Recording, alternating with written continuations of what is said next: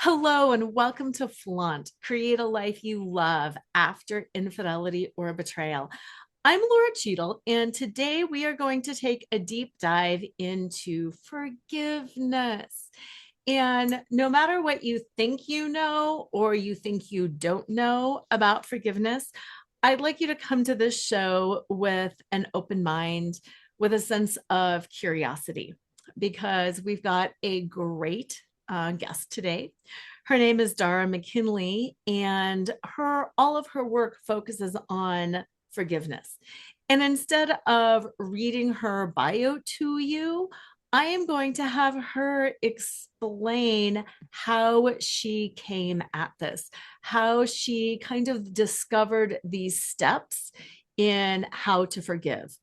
Because I think, like many of us, she was tasked with needing to forgive in her life and kind of had that same problem that a lot of us have.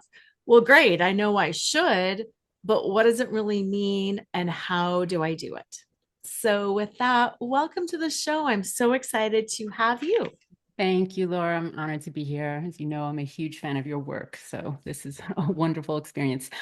Yeah, so I uh, was born, I start with where I was born. I was born a very spiritual little girl and with a I'm not an unconditionally loving person, but I truly was born with a felt sense of unconditional love and was raised to be a seeker and that's essentially what I became. I started studying psychology and spirituality in undergrad and have not stopped. I still study it today.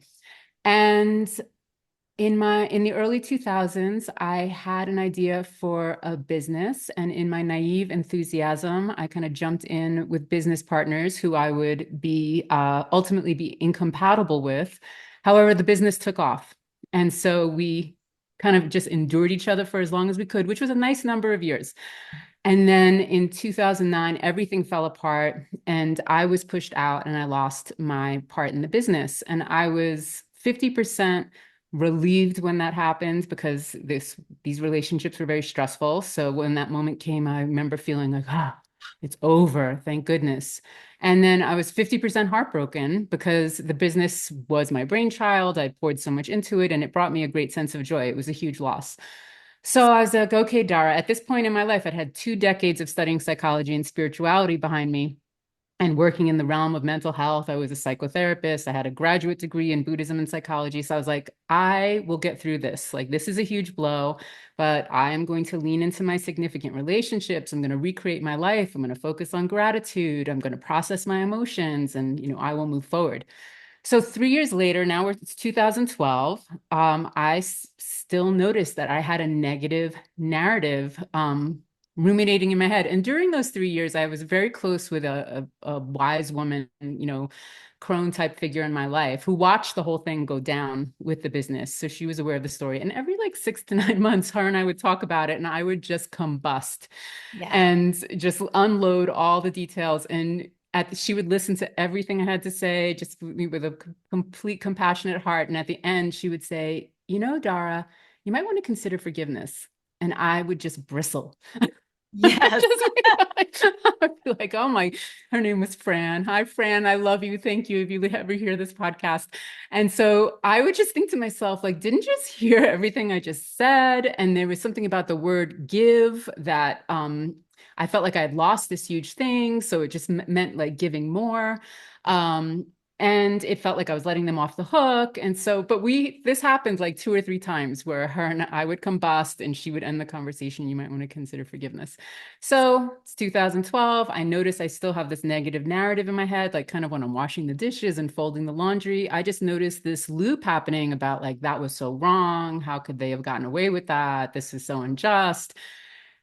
And as this is happening, I'm sliding into a mystery illness, which is insomnia, fatigue, and anxiety. And the doctors can't figure out what's wrong with me. And I have a 3-year-old and a 6-year-old. So, like, the perfect storm is being created. And so it's now October 2012, and I'm getting freaked out that something's really wrong with me, that my kids need me. Like I'm just starting, and it's all exacerbating the symptoms. So, as a very spiritual person, I never call myself psychic, but I'm very intuitive and I'm uh, good at having come to Jesus moments, Mm. where I can get down on my knees and say, I need a sign, like, and you need to guide me out. When whatever you tell me to do, I will do. Like, I was fully like making a deal, like, this has reached a critical moment. Tell me, I will do it. And the message I got back was to forgive. And I immediately knew I had something to forgive. And once again, though, so I got the message and I was like, well, yeah, I definitely have something to forgive. And then the second thought was, there is no way that forgiveness can be the answer to this Right, problem. I right, bristled again, like, oh God. And like a teenager rolling her eyes, like, please. But within an hour, that message was so strong that I thought, okay, Dara, you love to try new things. You love alternative spirituality. Get online, find out who has written the 5-step how to forgive, whatever, right. follow it for however long and check it out. What if it works? Give it a shot. And so I get online and I typed in how to forgive. And 99.9% of what came up was why a person should forgive. And the teeny bit I could find about how, which was some person like me on some forum out there going, but how do you do it? They were met with, you just do it. That was what they were getting back. And so in this moment, I was like, okay, whoa, I'm on my own here. There is no 5-step how to Yes. forgive thing. And so I was like, okay, I have 2 decades of psychology and spirituality behind me. If anyone can figure this riddle out, Dara, it's you. So and you have been, you need to figure it out. It was like a health issue, or so I thought at the time. And so I said, okay, this was the question I asked myself that put my foot onto the forgiveness path. I said, okay, I've been ruminating in this negative narrative for 3 years. What is the opposite of that rumination? And my answer to that question was, oh, I would bless this situation with the highest love. Hmm. And with that answer, I took my first step. And over the next 48 hours, a process just flooded into me that I followed over a 3-week period. And it was a short practice, but it was very, merging kind of like everything I had learned up until that point. It just like all the tools came before me and I just started grabbing and putting together kind of like creating a piece of art. 3 weeks later, I felt a peace that I hadn't felt in 3 years. And I had two thoughts that unknowingly would change my life. The first one was, wow, forgiveness is for real. Because, up until this point, I'm a geek for healing modalities, right? And Right, so I'm like, whoa, it's a legitimate healing modality. Like this cleared this tremendous thing from my body completely. Wow. And then the second thought was, and that wasn't pardoning. Why does everyone say forgiveness is pardoning? And right. I didn't think anything else more of it. I just was like, whew, figured that out, thank goodness, and went forward with my life, happy that I had this new, incredible tool for healing and regeneration. And over the next 2 years, I started talking to people, watching the mainstream narrative on forgiveness and going deeper and deeper into the practice of like, I was so excited. I was like, oh, can I forgive this thing that happened? Let me try it, and I just started playing with it, like, can it tackle that? Are some things I started asking all these questions and just looking at it from every angle that I could. Hmm. And here I am today. Yeah. I love that because I think there's so much when we're just open to receive those divine downloads. It's powerful. It's really powerful. And when we can experience it ourselves and then just kind of be aware. And I just want to say kudos to you, props to you for doing all that because I feel like I had a similar journey, in the betrayal recovery thing. There aren't steps there. And the things that people tell you to do oftentimes don't work. And then you can even see these threads online. This didn't work. That didn't work. And people are like, yeah, well, try harder, pray harder. Right. It's just Like, it's kind of just keeping us in the realm of ego, right? yeah, It's like seeing it as a problem that needs to be solved in some or solved or fixed in some linear way when as, your work so beautifully dictates, it's actually a soul issue. yeah, yeah, absolutely. So many things about forgiveness. Can you define what you feel forgiveness is? Because I think we've talked a little bit Yeah, about what it's not, definitely. but can you tell us what it truly is? So, forgiveness is one's ability to access and apply unconditional love. And the second part of the definition is one's ability to identify what needs it. And Mm, once those two skills come together, forgiveness and our practice over a short period of time, forgiveness prevails. I love that. Okay, let's start from the beginning of that. One's ability to access unconditional love. Say more about that because I think some people might be thinking, well, I unconditionally love my cat or I unconditionally love my children. What do you mean by accessing it? How do I just do that? There might be a little bit of a disconnect there. So can you explain how Right. we access it? So this is how I explain it. Unconditional love is a spiritual love that's flowing through us and for us in this human realm, which is a conditional place.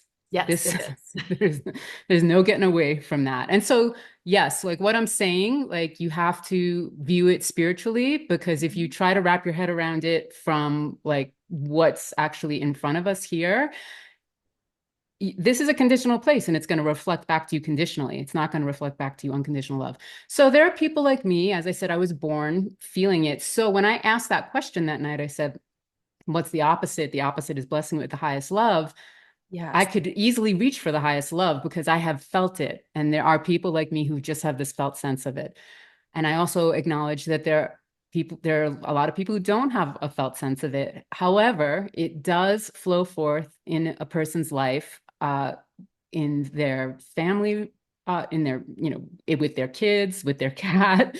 In nature is a huge place that people experience it through passions and creativity.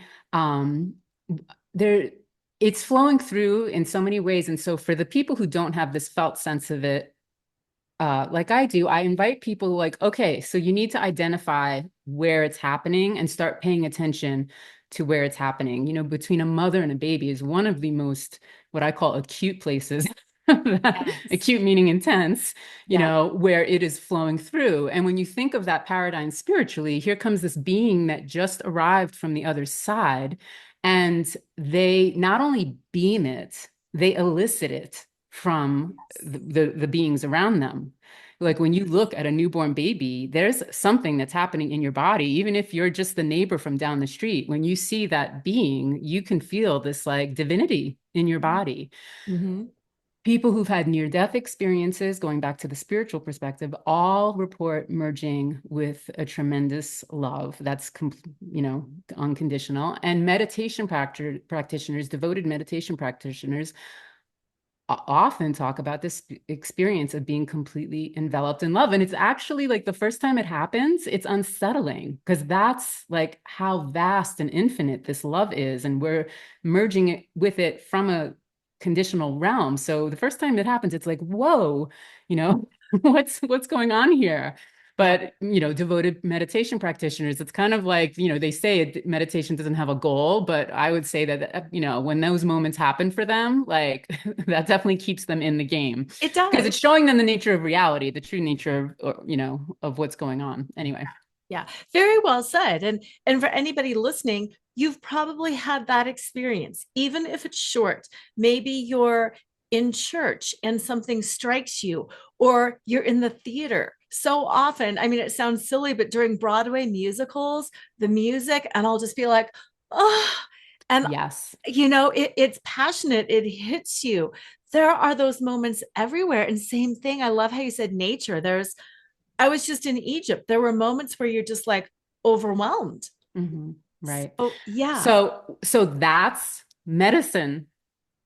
That's medicine. It's not just like, oh, that was some cool feeling I had at the theater or when I'm in nature. Like, yeah, that is part of it, but it's also medicinal. It's a force that can be used to recover. Yeah. I love that. I love that. And I really love in your definition that in our conversation that we have gotten away from romantic love because it is not unconditional romantic love that we're talking about here. It's not, I love you unconditionally. This is spiritual. So I really love, Right. I really love that that is the, Yeah, that can confuse people a lot for sure. That's definitely a very conditional realm as far as, a very conditional world. And it has a lot to do. It's actually a very divine experience also, but in a completely different way because chemistry, has a huge amount of divinity behind it. yes, absolutely. So my question around that is, since this is a show on infidelity and people Yeah, listening to it are experiencing something very painful, right. what happens if you're like, I get it, and I've had those moments, but I just found out 2 weeks ago, and there is no way I can access that kind of unconditional love right now because I'm on the floor in tears, let alone identify it to or apply it to this jerk who just blah, blah, blah, blah, blah, blah, blah. What do you suggest people do when they're not in that place yet? Well, to mainly use the medicine for yourself to get through that acute period. Like, don't concern yourself with and I don't define forgiveness as pardoning. So I'm going to say, and I'm going to distinguish that. Don't, real quick, I just need to preface that there are many, many people who have survived wars and atrocity who swear by the pardoning definition. And I believe them, because I do believe the pardoning definition works for some people. I'm of the demographic that it doesn't work for, and I'm representing the demographic that it doesn't work for. And I know that demographic is huge. So I just want to say, though, I really do bow to those people. And I'm inviting people to challenge that definition, but more than anything, I'm adding a definition, but I want people to really like think about like pardoning and how that lands with them and if it's really useful or if there's something bigger, there's another force. What is the force that enables pardoning? And that's kind of what I'm trying to get people to connect to is that pardoning is an optional result of forgiveness or a potential result of forgiveness, but there's actually we can connect to the bigger force that enables that pardoning to happen. So with that said, Yes. and I want to identify, so I've been studying this forgiveness for over a decade, and I've identified 3 timeframes and that forgiveness can address. And one is episodic, which is an incident, and that's when this circumstances were intense, but they happened within a short period of time, and they are behind you. Yes. The next is epic, and epic is something that's gone on for a long period of time, and that can be childhoods. Marriages, intergenerational trauma, like any, a long stint at a job, anything that's just been very difficult and gone on for a long period of time. And with that time frame, people typically love the idea of forgiveness because they know they're kind of carrying the pain of this big thing, but then they can immediately become overwhelmed by it and think too much has happened. I don't know where I'd even begin. Like, it's too overwhelming. Mm. So anyway, we can return to that one because I have something to say about that. But then the third one, which is what you just brought up, is enduring. And enduring is when you're in it and you're waking Yes. up to a daily challenge. And this can be, having an experience where, of infidelity. This can be a chronic illness. This can be co-parenting with a difficult ex, just any issue you wake up in the morning and you face. Yes. So with that one, I tell people that you forgive in that time frame to stay connected to the higher path, to clear emotional burdens from your body. And the more we clear emotional burdens from our body, the greater access we have to intuition, which is going to kind of be like the greatest guiding force when we're in those moments. Like we really are, anyone who's in that situation needs to make 100 really difficult decisions, thousands maybe, right? Oh, yes. Right. And so you want those decisions to be for the highest outcome and for the highest good. And it's our intuitive ability that will lead us there. And it's our ability to move strong emotions, circulate strong emotions through that reveal that ability. So when someone, in other words, I do get emails from people who've experienced intense ruptures and who kind of like desperately write to me, like, can forgiveness, make this go away? Can I forgive this away? And I'm like, like Not right really. now, you want to get support, you want to process what happened, you want to do the soul work, that you so beautifully guide people to do. Um, you want to, go deep about how this situation has arisen in your life and how you're going to get through. Mhm. And forgiveness is an amazing tool for doing that, but you're not just going to forgive it away, and but I say that it's like in those moments you get sent into the stormiest sea, right? And forgiveness is the boat with the life jacket and the supplies, and it helps keep a person afloat as they go through this, what I call, and I think you would agree, a soul's curriculum for whatever the reason in this life. Yes, absolutely. And I love that analogy. And I love that you just say you just don't forgive it away. And the other thing I want to talk about, because this does come up a lot too. Okay, do I just forgive? Like I'm going to forgive on Friday. I'm going to learn these 5 steps and I will forgive on Friday and then it's totally over. Like I know that you have forgiven some big things. How long does that take? What is the work like? How does one begin this process of flagging down this lifeboat, getting themselves in the lifeboat, Right. right? Well, you can get yourself in the lifeboat immediately, right? And so, and as I said, like focus more on applying the unconditional love to yourself because these ruptures assault our energy body, right? And that's like, so, for example, if you experienced an infidelity, it's different for everybody, but I'm going to assume that a huge hole got created in your heart, right? So, and that's going to really influence your mental realm and what you think about yourself and what you think about life and how you're going to go forward and how you're going to get through your day, right? So, you want to apply the medicine to yourself and to that heart center, Yeah. um, so that you can get through the day. And, you know, we get that support from our girlfriends, from our therapists, from our amazing coaches, but we need to also be able to give it to ourselves, right? Like relationships are an amazing way of getting it, but they're not sustainable and they're not there at 3 o'clock in the morning when you wake up, feeling flooded by the abandonment or the betrayal that just happened, right?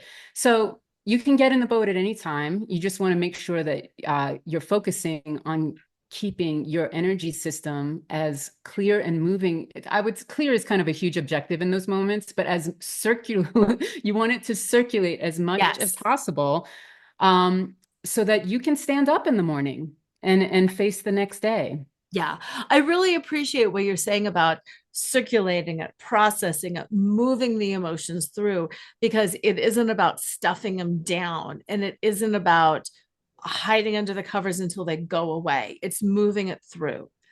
And I also really appreciate those 3 stages: the enduring, you're in it now, you're figuring it out now. Maybe like that epic, you start realizing, like in my case, oh, wait, this has been going on for 15 years. I didn't know that. And then it's this big shift in understanding of like, is that too much to forgive? Because people do say that to me. People listening to this show will really resonate with that space. Is this too much? He cheated Okay. with X number of people for X number. Is that too much? So, how much is too much? So, this is the hard news, good news thing. Um, I don't think everything is pardonable or excusable. Mm-hmm. I do think anything is forgivable, because unconditional love really is unconditional. Yep. And it has zero ability to withhold itself from whatever is placed in its path. And that's what you're doing essentially when you forgive. You're taking this difficult thing that happened and you're placing it in the path of unconditional love so it can work its medicinal magic on this thing. It's like sunshine. Sunshine has zero ability to withhold itself from whatever in its in path. And that's kind of one of the best metaphors for understanding how unconditional love works. A huge a huge issue that has gone on for years and feels insurmountable and mammoth. Where is that right now in this present moment? It's in an energy in our bodies. Yep. that's where it is. The past is gone, but the energy in our bodies is still there. So what we need to work with in order to move forward from what happened is right here, right now in the present moment. Mhm. And I teach people also that, forgiveness is a function of the right hemisphere of the brain, which does not get its merit in Western society at all. I had someone so beautifully say to me recently that the right hemisphere of the brain is for weekends, holidays, and vacations. But the right hemisphere of the brain actually has all the skills we need in order to create forgiveness. And so this is one of the big things they teach people in the course is that you're anatomically designed to do this. These are the skills that we're going to bring together in order to make this happen. And that hemisphere of the brain knows what needs to be forgiven and in what order. And so typically with the epic time frame, so let's say you just want to forgive your partner's 15 years of infidelity, right? That's this huge thing. You would, and if, again, like people get surprised once they tap into the right hemisphere of their brain. They can come into my course thinking, I need to forgive this. And then they tap into this part of their brain and they're like, oh, why does that keep coming up? And it's like, Yes. actually, that's your soul wants you to do that one first. But most of the time people are spot on because I tell people it really is the thing that is bothering you the most is what you should begin with. Mhm. So, and then so let's say you do that and it's, if as long as the trauma is behind you, if you're still getting pummeled by someone's by someone's bad behavior, Yes. you're still getting pummeled by someone's bad behavior, you're in an enduring time frame, like, and that's about boundaries and, that's about other stuff. But if it's behind you and you forget, you go through the 3-week process I teach to forgive that. What typically happens with a time frame that's that huge is that down the line, however long, or maybe as you're doing the forgiveness process, another layer of what happened will come up that says, Yes. okay, once you're done with this, like, so for example, I forgave my father's familial legacy. And it was huge and beautiful and incredible. And I felt completely liberated from it. But then here, 10 years later, there was this one behavior that occurred in my household, throughout my childhood that created a very skew, that contributed to me having a false perception of the world. And so that was like another layer of my father's legacy that needed to be addressed. So with the epic time frame, it's like you think about it that, yeah, you're not just going to like, boom, be free from something that's gone on that long. You are going to be free from the huge piece of it, if you want, but anticipate layers coming forward as you move into life, and Yes. once you realize how cool and effective forgiveness is, when another thing comes up, you're like, great. Right. I That's how I am at this point. I'm like, all right, let's go after this one. Yes, yes. And I so see why she's amazing. See why she's amazing, listeners. Isn't this amazing? Because it is layered. Life, we think we've healed something and then we haven't. And then we have maladaptive behaviors that go on top of that. And then we think this is okay, but then it's really not. And it is that layering and it is a forgiveness layering. And I love the analogy of sunshine because it isn't I'm so happy that you did this and I don't care that you did this. It's none of that. It's just letting that love in and I really appreciate that. And I really also appreciate your honesty that when you're in the middle of it, okay, we can reach for it, but it's a little bit different. There's not spiritual bypassing here. There isn't just putting a little happy band-aid on it and saying, I forgive you, it's all good. It's not that. And that's what I love so much about your work and the way you talk about this. It's real.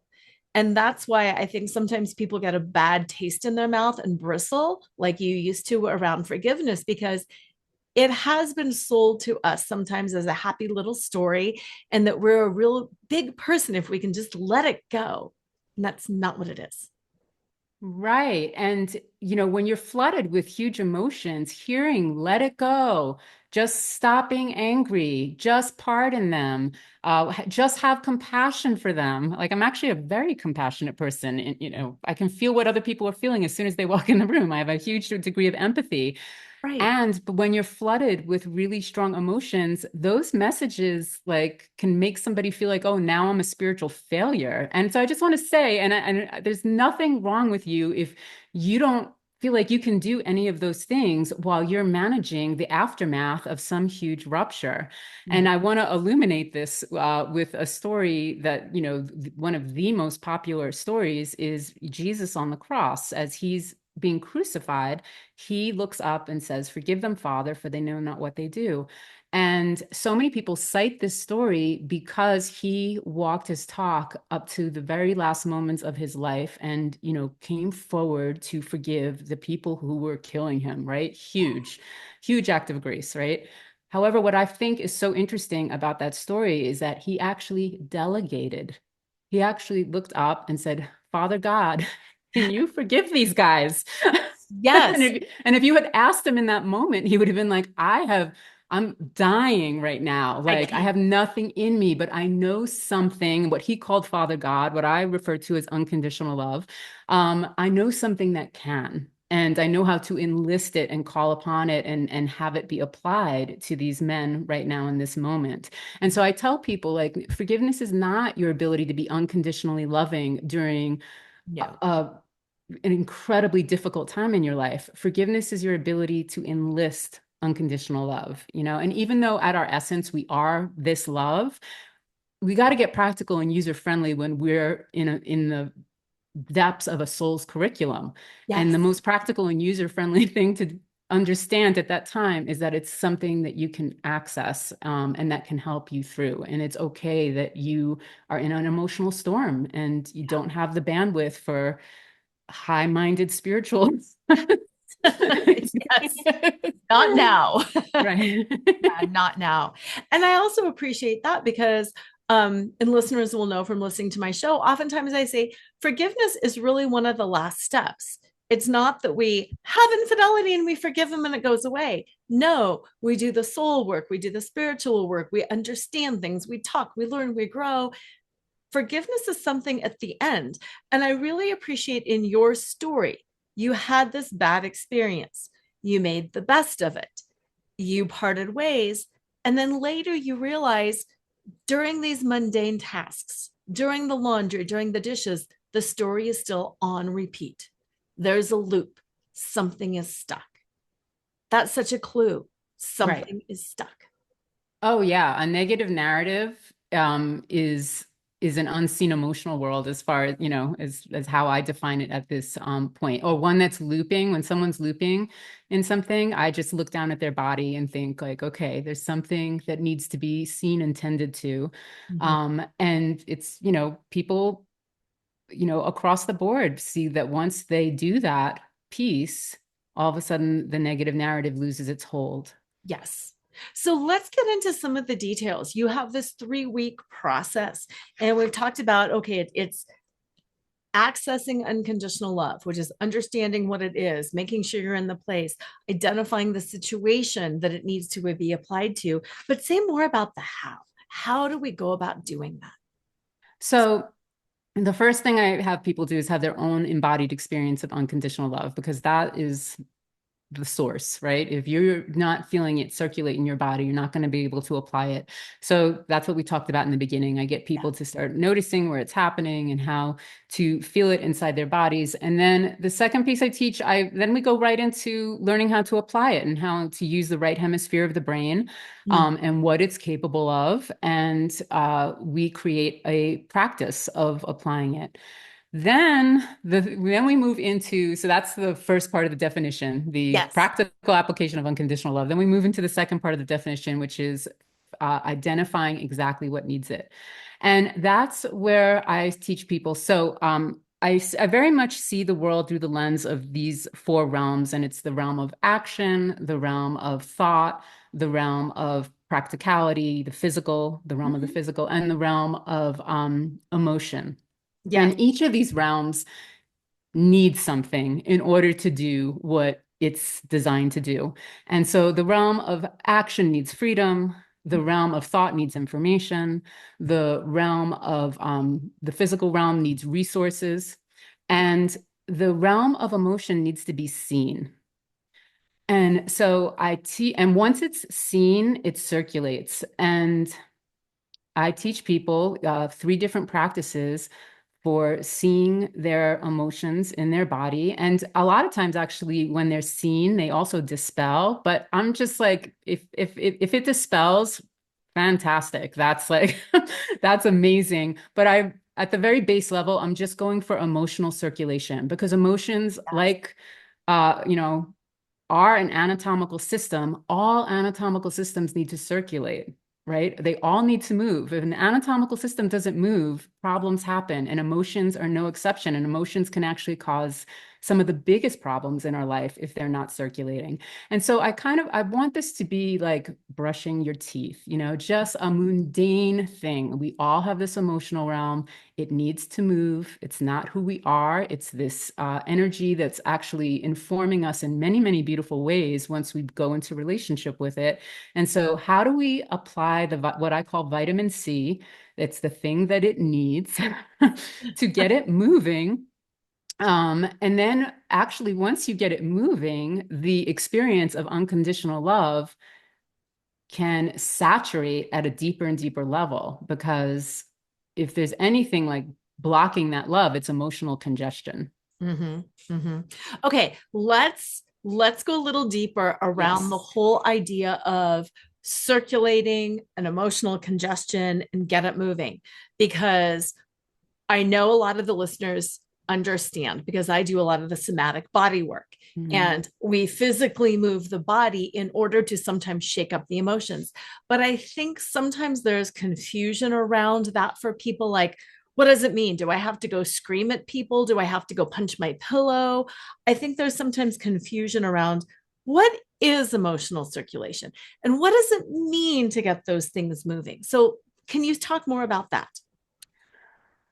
Yes. So first I want to start with just giving a frame about the emotional world that I know how intense it can get. Yeah. And I do not want to speak of it lightly. I'm a perimenopausal woman. I know how intense the emotional world can get. And I also want to say that it's particularly intense because we're kind of all swimming, in a boat by ourselves. I mean, not to go back to I don't want to confuse the boat analogy, but we are not taught the very practical skills. Like, most people haven't really heard that it needs to be seen, and Right. that's like this magic sauce that gets it moving. So it's a particularly harrowing experience in Western society because we are not taught the kind of basic things that this world experience, natural human experience that all people are having need in order to access its magic, right?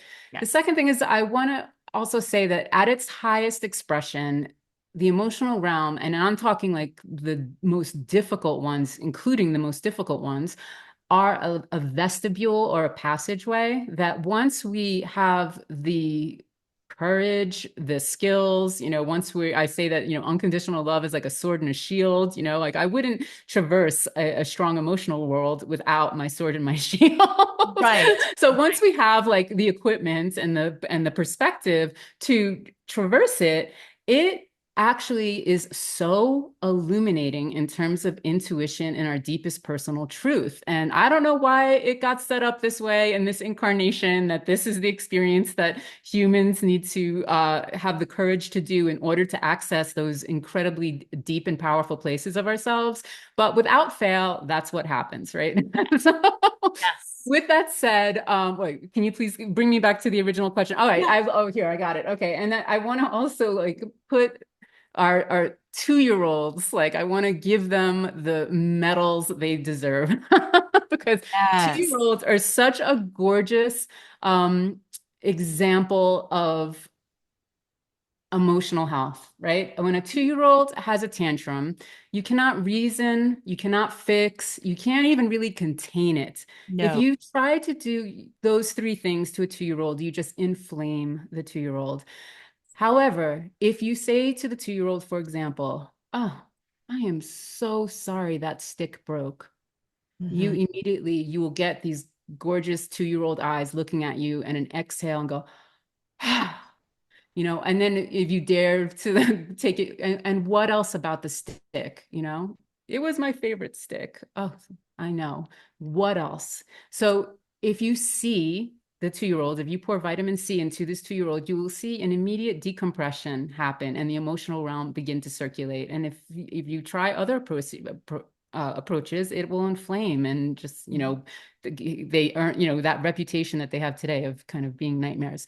The second thing is that 2-year-olds move and they just move instinctively and they have no shame.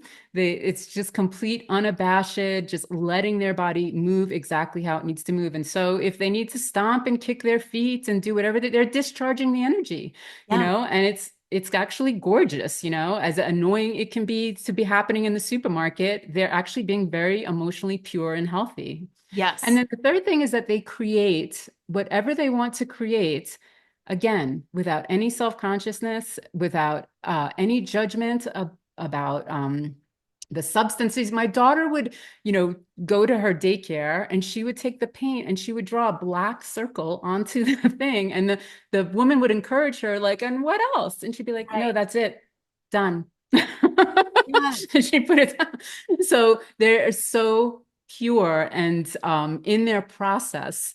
And there's just like, so when I tell people to see their emotional realms, it's never, you're never hurting another person. You're never hurting yourself. You don't need to let anybody have it. Like that's not seeing your emotional realm. That's actually like putting it forth onto somebody else. But I have like, as I'm looking to my left right now, I have a 4x8 mat laying there. Yes. And when I feel a lot of emotional congestion or a lot of emotional intensity, I lay down on the mat and I let myself move however it wants to move, and it looks weird. So with these three things, I say, like, I teach a writing practice and I say let it be raw, and I Mm. teach a movement practice and I'm like let it be weird, and I Yes. teach a creativity practice where I'm like let it be simple. It can be the recycling, Yeah. it could be I had a woman once, she said, I feel like a bee trapped in a glass jar. And she went and got a glass jar and got a toy bee and threw it in there and put the top on. And she felt a congruence every time she passed through her living room. She Yeah. felt seen by Yeah. this piece of art. Yes. Yeah. Yes. That's beautiful. I really appreciate that. And I don't know if this is part of your process or not, but I love that you have this process, this practice, and that you work with people because I think from the work I do, there's something about being witnessed.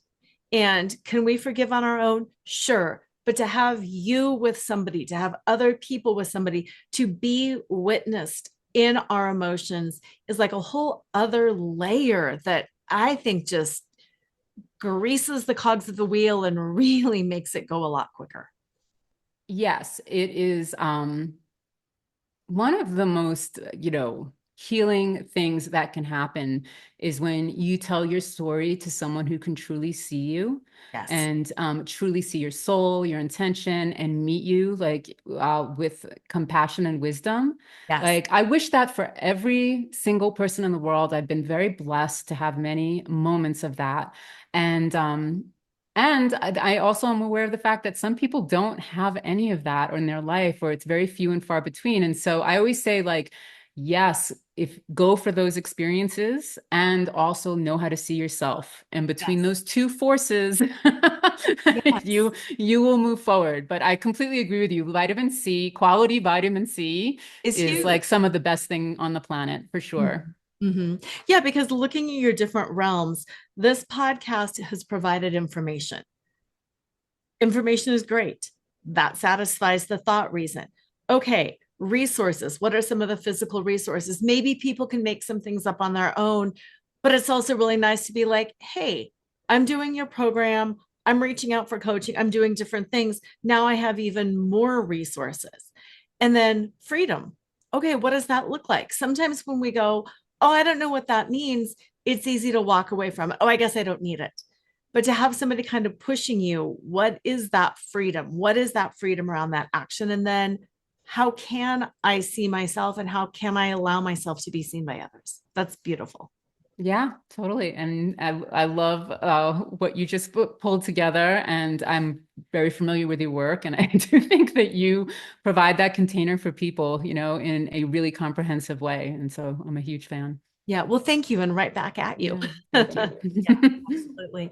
So, what is something that you want people to know about forgiveness? Because we have done a lot of information here, boiling it down to just one thing. What is the one thing you wish every listener here knew about forgiveness? Um, that it's at its essence, it's so much bigger and beneficial than pardoning. Um, yeah, that would be that, and that it's this, I kind of think I believe after doing this practice for this long and working with people for this long, that one of our greatest assets in this life is to have a rock solid relationship with divine love, because it communicates and guides and restores. I mean, it's just really phenomenal. And I realize that forgiveness, as hard as it is to experience these huge ruptures, that forgiveness is actually this beautiful path to making that connection and to having that relationship.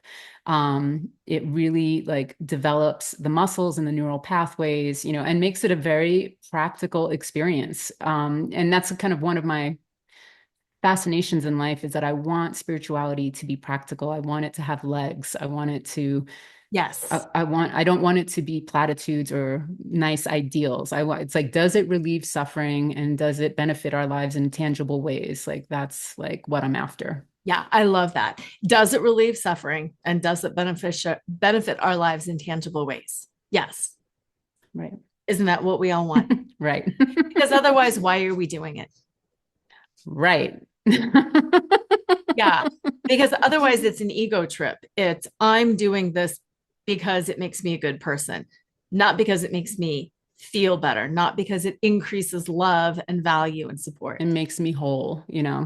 and Yeah. and and ultimately, I think, honestly, we're after soul alignment, right? If on our deathbeds, if we can say, there's like the five regrets of the Yeah. people who are dying. I Yeah. actually was thinking about it recently. I was like, I actually think there's just one, and the one is, did you align with your soul in this life? Right. Yes. And if you get to say, yes, I did my best. It is a challenge to align with your soul, and It is. so, but if you get to say yes, like, whew, that was a successful journey, and like you can really go in peace. Yeah. No, I 100% agree with you. Now, you've got a course coming up. Yes. Hmm. Can you say more about that and let people know where they can learn more about you or register for the course or all of that good stuff? So I teach the course once a season. It's 6 weeks long. It doesn't take 6 weeks to forgive, but it takes 6 weeks to learn how to forgive. I really want people to graduate with proficiency and Yes. a lasting experience. And it's yeah, the next one, should I speak about when the next one is Yes, coming? absolutely. The next one is Absolutely. happening in January, and January 12th. And yeah, so I teach these skills. I teach people how to identify what needs it. And I really, it's almost like a boot camp, right? I really want, I want to create a strong neural pathway, and that takes repetition, So I It really like does. inspire people to kind of have a lasting emotional, spiritual experience. So when they graduate, they're like, whew, that worked, and I got this, like, and I have this now, and I can use this like from here on out. Yeah. And I think that's the key. Use it for here on out because it's not, oops, I had one experience and I have to forgive and now my life is going to be perfect. You're going to be using this tool again and again and again. Right. Yeah. No, the soul's journey has ups and downs, and that's just fundamental. It's nothing personal. We're all in it. We are all having a Yes. soul's journey. Exactly. And I will link your website, but what is your website? Where can people get in touch So with my website is How to Forgive, which is what I typed in that fateful night in October 2012. And I don't teach on social media, but I do have a presence there, and I keep it inspirational. And mainly you can find me, talking to amazing people like Lora about forgiveness, and at my website. Yeah. Yeah. And if you need to reach her, you can reach out to me too. I'm absolutely happy to. Yes. And if you have any questions, you can email team at How to Forgive. Perfect. Wonderful. Well, thank you so much for being here, for your wisdom, for your daring and your willingness to start figuring it out and to ask some of the hard questions, to be willing to say, no, that's not what it is. This might be what it is. Let me see. And to expand into something that is practical and beneficial. So thank you for that. Thank you so much for having me. It was an honor. You're welcome. Listeners, definitely reach out. I will link all the information below. And as usual, have an amazing week. And always remember to flaunt exactly who you are, because who you are is always more than enough.